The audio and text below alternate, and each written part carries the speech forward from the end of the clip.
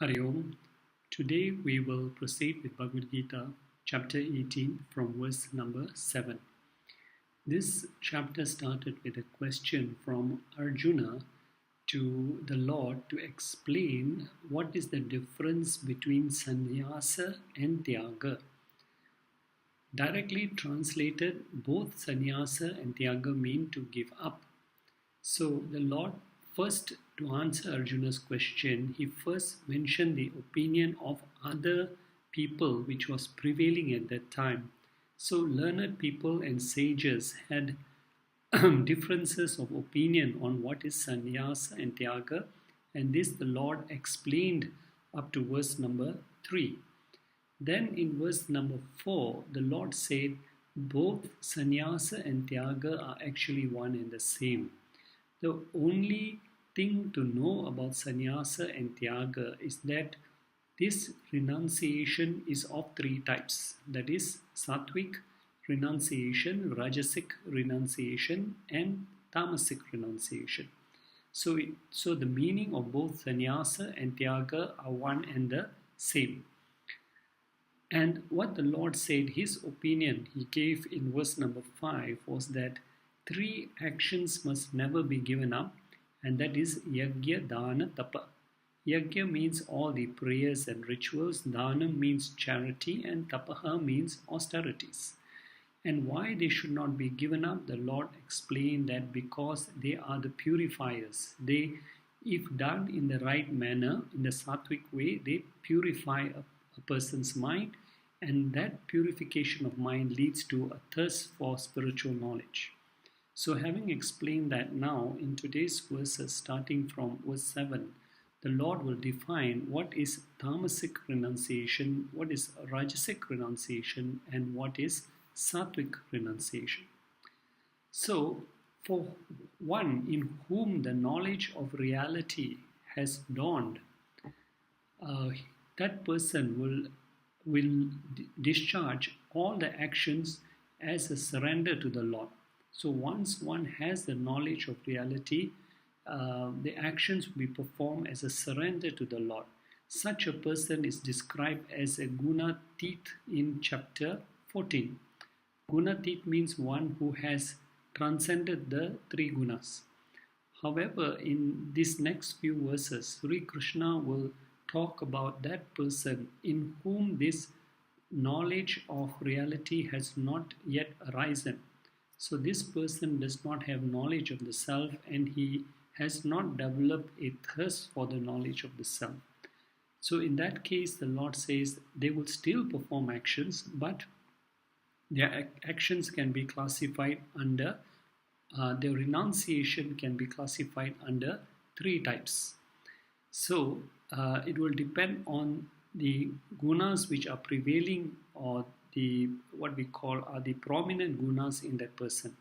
So according to the gunas of the person, they will perform renunciation in the sattvic way or rajasic way or tamasic way. So if you recall in chapter 18 verse 3, Krishna mentioned that some of the acharyas, learned people, say that all actions should be given up because all actions are considered as evil. But Krishna wants to refute this view by dividing all actions into three types: sattvic, rajasic, and tamasic.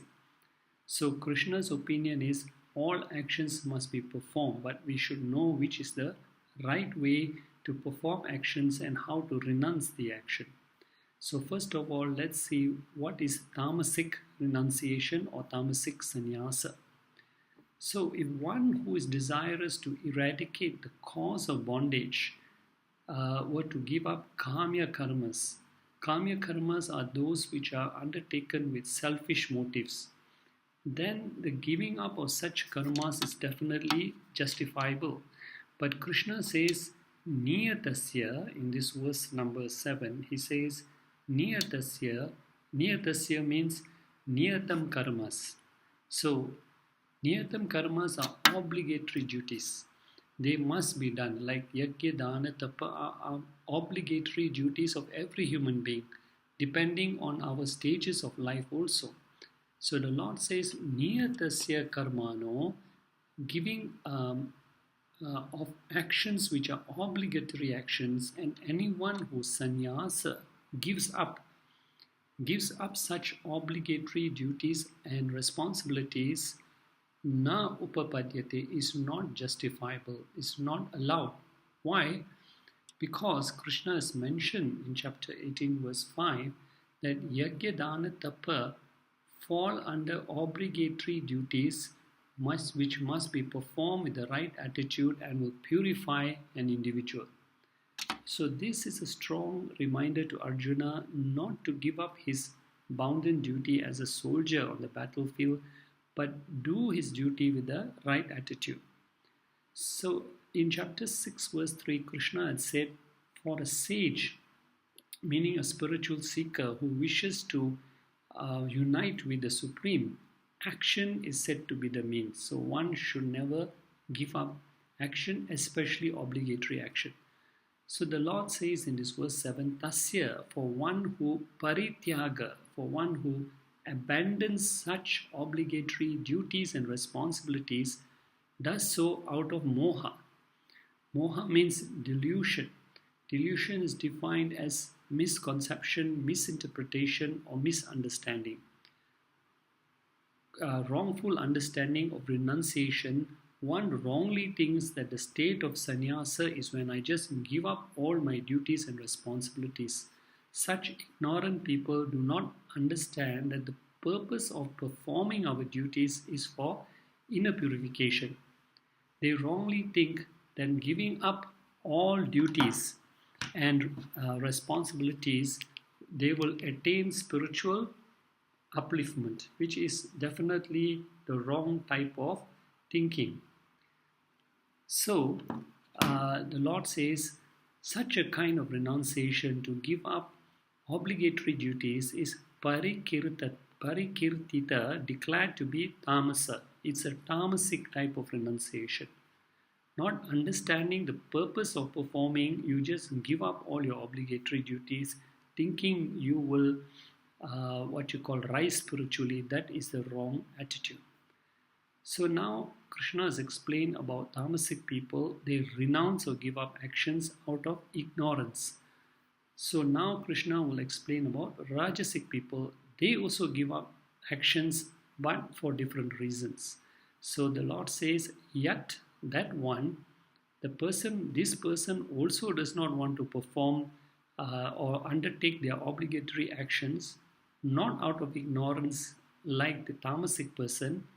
This person tyajet, relinquishes, avoids performing such karma, actions which are compulsory duties, due to what? Kaya, body, klesha, suffering. So due to body suffering, and bhaya, due to fear. For his thinking is, iti tas eva dukham. All these actions which I am giving up, even though they are obligatory, I am giving up because they are dukham, they are very painful.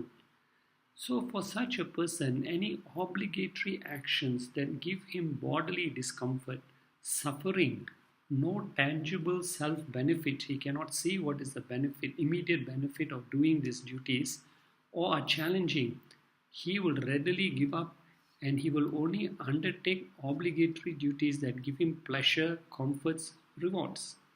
And the Lord says, Saha, such a person, renouncing all obligatory duties out of bodily discomfort, kritva, resorts to rajasic tyaga, that is called rajasic renunciation.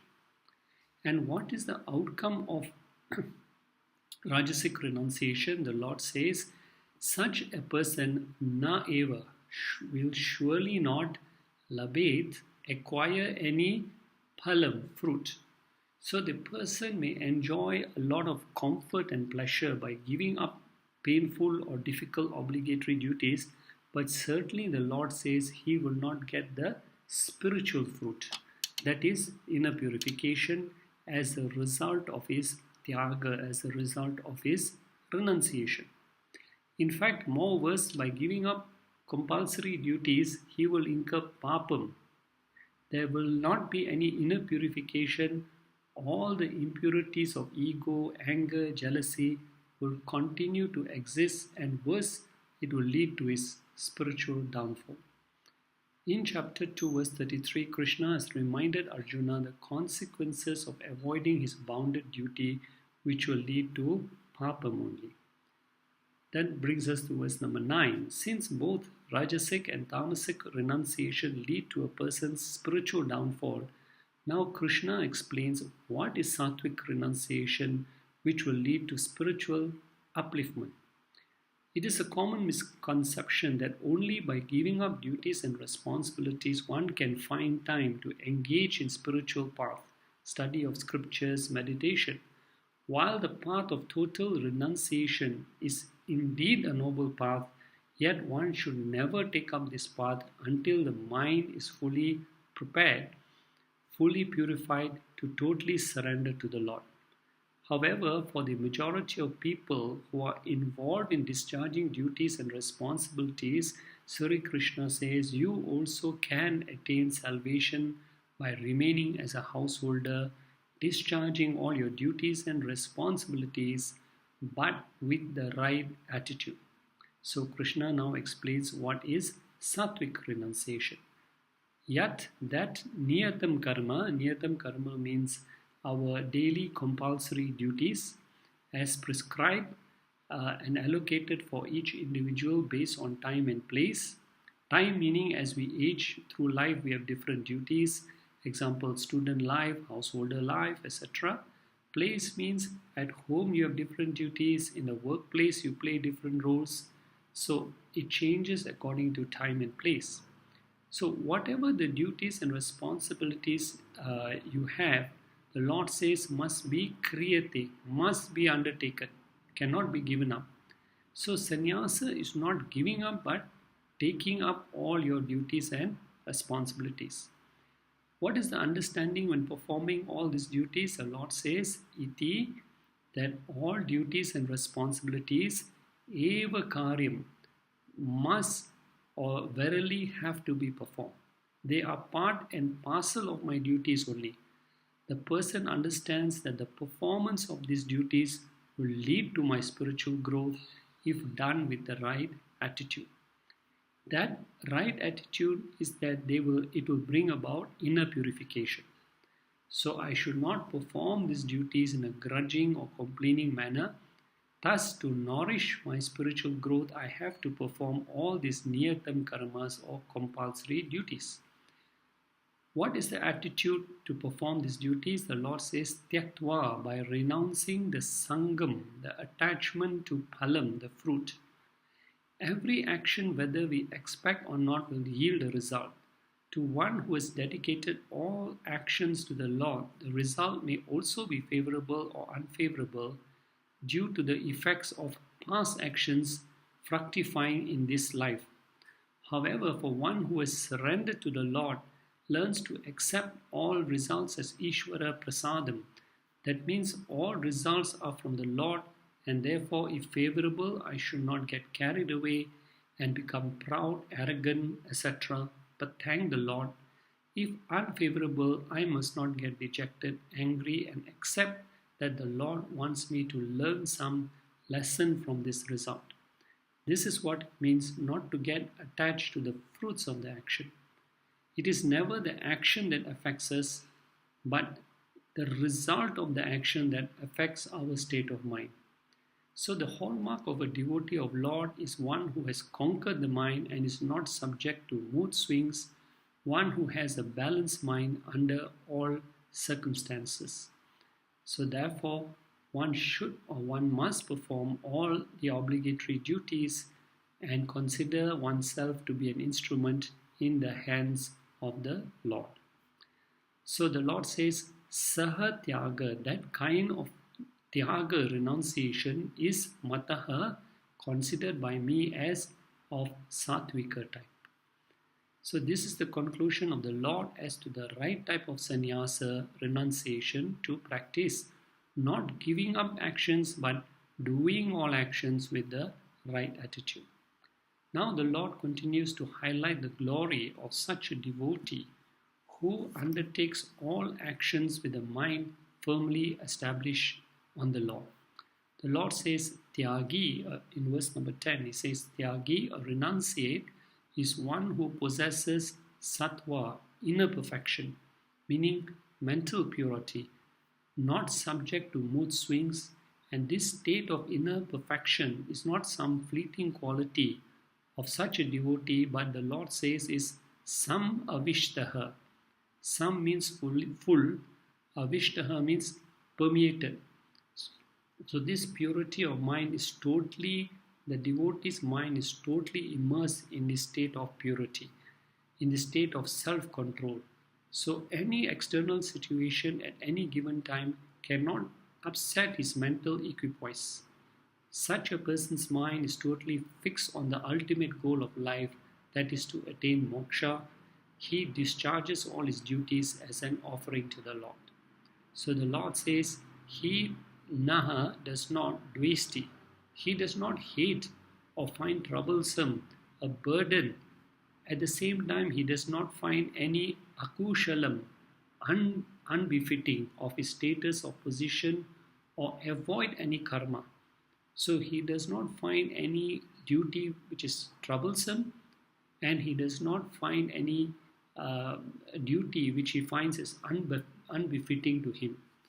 So he recognizes that he has to perform them. He does not shun duties that give him pain or discomfort, nor does he get angry or upset if any duty does not give him rewards or recognition. He looks upon all actions as obligatory duties that he is required to perform for the benefit of his spiritual growth only, and for no other reason. So the Lord says regarding kushale, befitting actions, pleasant duties, he does not anusajate, he does not become attached to that. So there are generally two types of actions that we get attached to. Good actions that give us some recognition. Suppose someone does some work that gets a lot of recognition and fame and respect. This devotee is one who does not keep on hankering for only that type of work. Also, other type of actions which are forbidden actions, but they bring a lot of pleasures, enjoyment. Even these a tyagi is not attached to and easily drops all such actions, recognizing that they are a barrier to his spiritual growth. Ultimately, such a person, the Lord says in verse number 10, becomes a medhavi. Medhavi means enlightened one, established in the thought aham atma asmi, aham brahma asmi. Medha means knowledge of the self. One who is endowed with medha is a medhavi. Such a person, following this path of self-purification, becomes a medhavi. The purified mind will motivate a person to have more higher, more noble thoughts about the purpose and goal of human life. So this is what we call, the Lord says, such a person then becomes chinna, free from samshayaha, doubts. Doubts are caused by ignorance, and the only way to remove doubts therefore is to attain knowledge. The transformation is from I am the body which has Atma to I am the Atma which has this temporary body. And what happens when all doubts and confusion are removed? The Lord has mentioned in chapter 2 verse 53 that a person who is devoid of confusion and ignorance will attain God. So that brings us to verse number 11. In this verse, the Lord stresses that as human beings, we cannot practically give up all actions. Even if we take up formal renunciation and live in an ashram, there will be duties and responsibilities to be undertaken. Since it is not possible for anyone to give up all actions, therefore Sri Krishna's advice is to perform all your duties but cultivate the right attitude in discharging your actions. So the Lord says in verse number 11, Karmani, actions, tyaktum, to be given up, it is na sakyam, it is not possible. Here the Lord is also refuting the earlier advice of learned people, stating that all actions should be given up as all actions are evil because they lead to bondage. In chapter 18 verse 3, as no one can give up all actions asesataha totally. The only difference is the type or number of actions you have to do to fulfill your duties and responsibilities. Why is it not possible to give up all actions? The Lord says, as long as one deha, this body, vrta, holds on, meaning as long as you have attachment with this body, as long as a human being identifies with this body, he will initiate all actions for the comfort and well-being of this body. So even performance of minimum actions of eating, drinking, resting, exercise cannot be avoided in order to maintain even the basic activities of. In order to even maintain these basic activities, one has to engage in some form of work or duties. A formal renunciate has to go begging for alms as a minimum act of maintaining this body. No one can avoid actions in totality. A Dehabrit is one who is devoid of supreme knowledge that he is the eternal Atman and thus follows the likes and dislikes to lead their daily lives. So the Lord says, as long as we have this body, we have to perform certain actions to just even maintain this body. So the Lord also is encouraging Arjuna that as a Kshatriya, as a soldier, you also have some basic duties. You cannot run away from them. You have to perform them. So giving up all actions is not possible for a spiritual seeker who has not yet attained inner purification. Then what is the practice of renunciation for such a spiritual aspirant? Krishna answers in this verse here.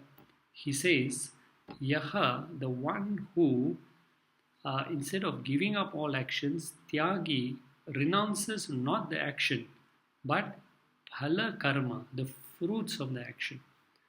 That is a true renunciate, not giving up actions, but renouncing the fruits of the action. When you perform all your actions, the attitude should be that you are the non-doer. You are an instrument in the hands of the Lord, and whatever results that come are a result of the past prarabdha karmas, which are the prasadam or the blessings from the Lord. So the Lord concludes in this verse number 11 by saying, Saha, such a person, abhidiyate, is called iti tyagi. This is a true renunciate. A definition of a renunciate is given here by Krishna, based not on the clothes he wears or where he resides, but by his inner attitude to all his duties and responsibilities. And he does not grudgingly do his duties, nor does he lament the outcome of the duties when they are unfavorable, and always thanks the Lord under all circumstances. Verse number 12, the Lord says, since we cannot avoid all actions and every action performed by an individual can fall under three categories, good, bad or mixed, and based on these three types of actions we will accumulate punyam, merits, or papam, demerits, or a mix of punyam and papam. In order to exhaust these results, we have to take birth again and again. So how does one break out of this cycle of birth and deaths?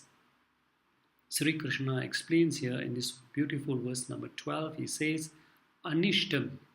Anishtam means harmful, bad or unfavorable karma phalam, which starts right from birth itself, being born in suffering conditions, inadequate food to eat, no roof over your head, what you call wrong type of environment, or ishtam means agreeable, good, favorable conditions. One is born in a rich or spiritual family, adequate amount of food and money, comfortable house to stay, or mishram. Mishram means mixed, both partially good and partially bad. Sri Krishna says, Trividam phalam. These are the three kinds of results from karmana, from all actions.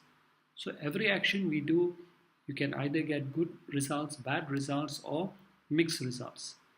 So why the three varieties? Because cause and effect. Due to the cause of past karmas, we are now in this life facing the effects. Since actions are of three kinds, good, bad and mixed, results also will be of three kinds. So due to our past actions, we have no choice what punyam or papam we have to face, as we have no choice over which karma will fructify, when, at what time and how. So we are trapped in this repeated cycle of birth and deaths. So the Lord says, who are the ones who are caught in this endless cycle of birth and deaths? Sri Krishna says, Atyaginam. Atyaginam means those who have not renounced their attachment to the results of their actions. Those who constantly perform all duties and responsibilities but hanker for the fruits of their action. This person undertakes actions according to his raga dvesha, likes and dislikes. So this person undertakes all kinds of nishida, forbidden, and kamya, desire prompted action. So as such, the three types of results, good, bad and mixed, will, the Lord says here, bhavati, will accrue, or a person will reap pretya after death in the next life. In the next birth, such types of karma phalam will fructify. Identification of ourselves as the karta, as the doer, and expecting the results of the action as a bhokta will constantly tie us in this repeated cycle of birth and deaths to exhaust punyam and papam. So the Lord says, who can escape the cycle of endless births and deaths? The Lord says, but to indicate a person who is different from the atyaginam, the Lord says this person who is the samnyasinam, the one who is a renunciate, having renounced the attachment, hankering for karma palam, fruit of actions, na kvachit, not ever will be afflicted by the three palams after death. When we perform any action with an attitude of total surrender to the Lord, such actions become devoid of ego or hankering for results. As such, there is no residual effect from such type of actions. Such actions are devoid of punyam and papam, so there is no cause for rebirth. In this verse, Krishna is indicating that sannyasa will therefore, when we perform the actions with this attitude of sannyasa, we will transcend this punyam and papam also. So that brings us now to the next verse. Here, that the Lord explains also that in the next verse 13.